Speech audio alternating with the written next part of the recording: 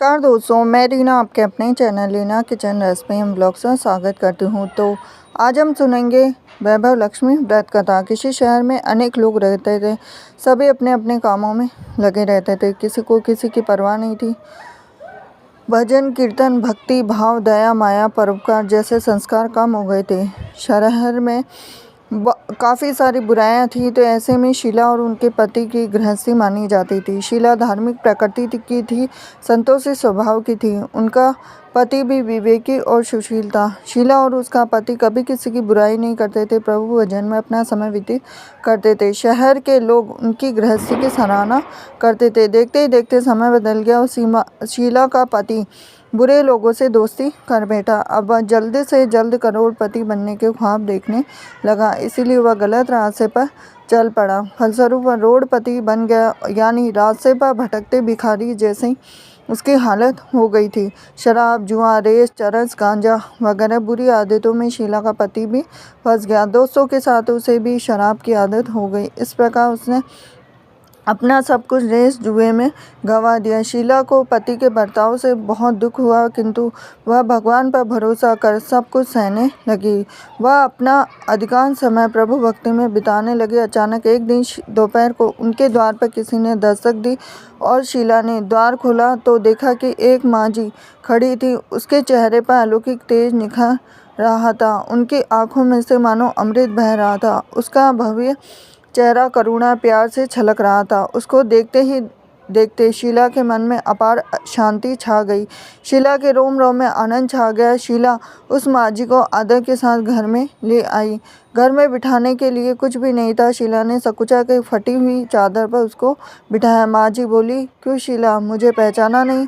हर शुक्रवार को लक्ष्मी जी के मंदिर में भजन कीर्तन के समय मैं वहाँ आती हूँ। उसके बावजूद शीला कुछ समय नहीं पा रही थी।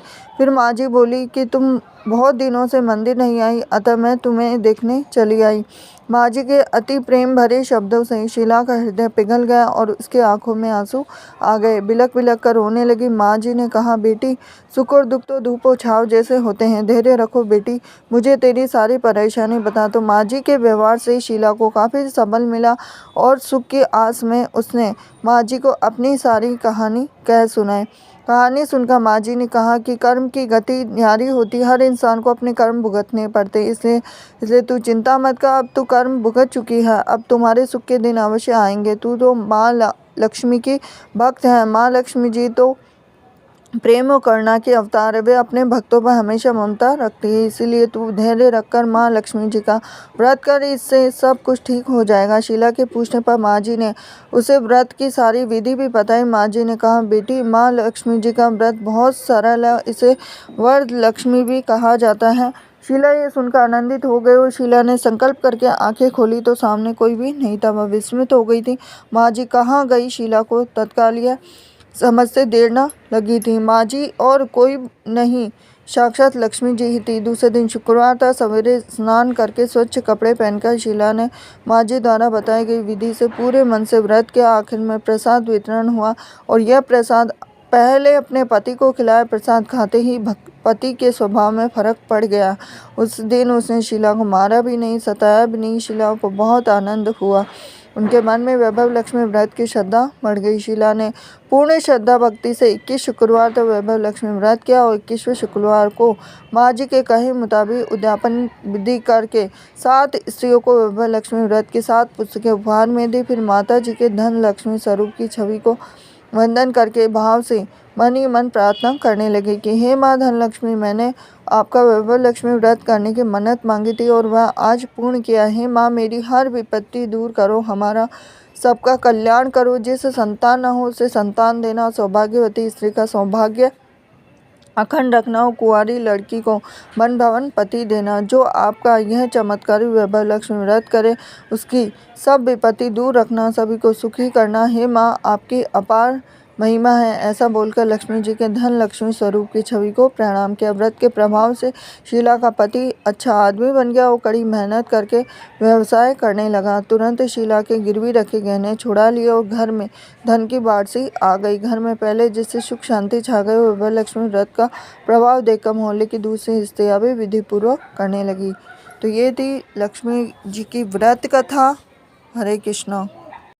नमस्कार दोस्तों, मैं रीना आपके अपने चैनल में स्वागत करती हूँ। तो शुक्रवार के व्रत में खटाई क्यों नहीं खाई जाती है, इस वीडियो में आपको दी जाएगी पूरी जानकारी।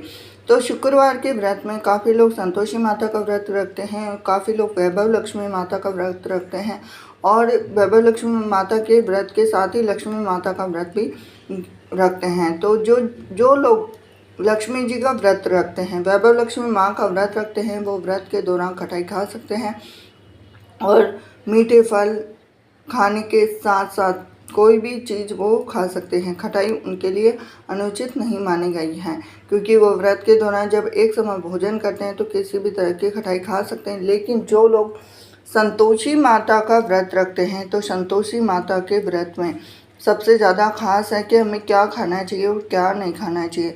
तो संतोषी माता के व्रत में हमें जो चीज़ नहीं खानी चाहिए वह है खटाई। तो खटाई इसलिए नहीं खाई जाती है क्योंकि संतोषी माता के व्रत में संतोषी माता को खटाई बिल्कुल भी पसंद नहीं है।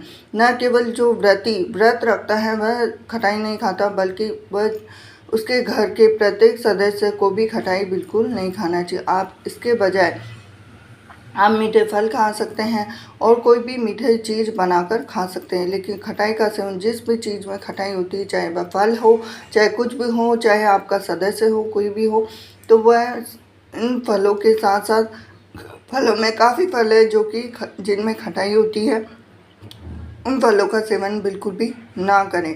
तो आपको ये खास चीज़ पे ध्यान रखना है कि संतोषी माता के व्रत में खटाई बिल्कुल भी नहीं खानी चाहिए, क्योंकि माता को खटाई बिल्कुल भी पसंद नहीं है। और जो अगर खटाई खाता है तो माता क्रोधित हो जाती है और उसका दुष्परिणाम उसको भुगतना पड़ता है। तो आप ध्यान रखें, अगर आपकी श्रद्धा भक्ति हो और आप करने जैसे हो तभी संतोषी माता का व्रत झेलें या फिर संतोषी माता का व्रत करें, नहीं तो व्रत बिल्कुल भी ना करें। तो ये थी खास जानकारी आपके लिए। वीडियो अगर आपको पसंद आया तो वीडियो को लाइक करें, चैनल को सब्सक्राइब करें, बेल आइकन प्रेस करें। ऐसी जानकारी के लिए मेरे साथ बने रहिए। हरे कृष्णा। नमस्कार दोस्तों, मैं रीना आपके अपने चैनल में स्वागत करती हूँ। तो संतोषी माता के व्रत में कौन से फल खाने चाहिए और कौन से फल नहीं खाने चाहिए। शुक्रवार व्रत के दौरान शाम के समय में एक समय भोजन ग्रहण करना चाहिए और इस दिन खट्टे फल और सब्जी का सेवन बिल्कुल भी नहीं करना चाहिए। और व्रत में आप सभी तरह के फल खा सकते हैं संतोषी माता के व्रत में, लेकिन जो खट्टे फल हैं वो बिल्कुल नहीं खाने चाहिए, जैसे संतरा, अंगूर, पपीता, खरबूज, तरबूज और भी काफ़ी फल हैं जिन फलों का सेवन बिल्कुल भी नहीं करना चाहिए। इस दौरान व्रत करने का संकल्प लें और प्रसाद को दूसरे लोगों के बीच बांट दें। याद रखें कि प्रसाद उन्हीं लोगों को दें जो कि खट्टी चीज़ों का सेवन नहीं करेंगे। पूरे दिन संतोषी माता का ध्यान करते हुए व्रत रखे, शाम के समय दिया बाती करने के बाद खाना खाएं, लेकिन खट्टी चीज़ों को गलती से भी खाने में शामिल बिल्कुल भी ना करें। अब सब्जियों में खीरा है तो खीरा भी खट्टा होता है, तो खीरा भी आपको सब्जियों के दौरान नहीं खाना चाहिए। अब जब माता संतोषी का 16 शुक्रवार का व्रत करें, फिर उद्यापन कर ले। फिर उद्यापन में चने की सब्जी और पूरी बनाई जाती है और खीर बनाई जानी चाहिए। संतोषी माता की पूजा आमतौर पर 16 सप्ताह की अवधि के लिए शुक्रवार की जाती है। आपके पास एक संतोषी मैट, फोटो, पूजा पुस्तक जिसमें कहानी है क्या आवश्यकता होगी। प्रसाद के लिए आपको भुने हुए चने, गुड़ और हरे केले की भी आवश्यकता होती है। संतोषी माता के व्रत में जब भोजन ग्रहण किया जाता है तो उसमें काफ़ी चीज़ें हैं जिनका आपको ध्यान जरूर रखना चाहिए। इस व्रत में भूल कर भी खट्टी चीज़ों को अपने खाने में शामिल नहीं करना चाहिए। अब ये है कि काफ़ी लोग जैसे इस दिन दूध का सेवन कर सकते, खीर खा सकते, रसगुल्ला खा सकते, चना, गुड़ खा सकते हैं, लेकिन सेब, अनार इत्यादि इन सब फलों को खाने में शामिल नहीं करना चाहिए। व्रत के दौरान जैसे आप और दूसरा शुक्रवार जैसे वैभव लक्ष्मी का व्रत करते हैं तो पपीते का सेवन कर सकते हैं, लेकिन जो संतोषी माता के व्रत में पपीते का सेवन बिल्कुल भी नहीं किया जाता है, क्योंकि शुक्रवार को खट्टा इसलिए क्यों नहीं खाते आपको पता है। मैं आपको बताना चाहती हूँ कि हिंदू शुक्रवार को शुक्र के साथ जोड़ते हैं। प्रत्येक ग्रह में स्वाद की प्रकृति होती है, लेकिन घी, चीनी, सफ़ेद चावल माने जाते हैं शुक्र ग्रह से। लेकिन कभी कभार ये भी है कि भूल कर भी आपको शुक्रवार के दिन खट्टा दही बिल्कुल भी नहीं खाना चाहिए, दही बिल्कुल नहीं खाना चाहिए।